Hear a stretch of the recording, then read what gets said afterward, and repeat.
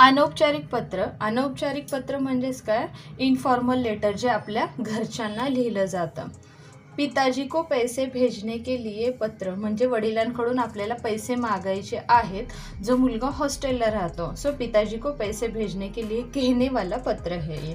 त्याच्यानंतर आपण आपला ॲड्रेस टाकायचा आहे, गुसाईगंज लखनऊ, आणि कधी आपण लिहिलं आहे जे लेटर आपण लिहितोय सो 15 ऑगस्ट 2015, म्हणजे याच्यामध्ये तुम्ही जी काही तुमची डेट आहे ती तुम्ही टाकू शकता।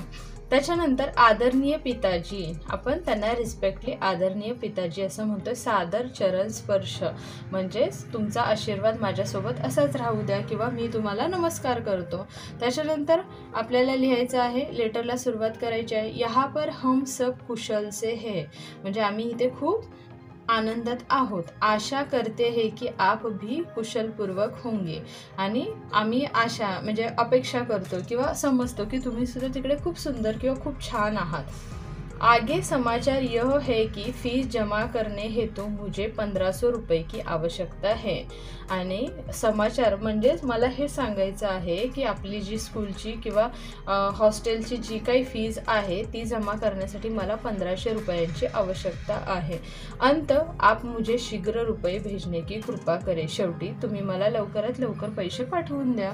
पत्रोत्तर की प्रतीक्षा में, आणि मी तुमच्या लेटरची वाट पाहीन। आपका पुत्र अभिमन्यू, म्हणजे तुमचा मुलगा अभिमन्यू।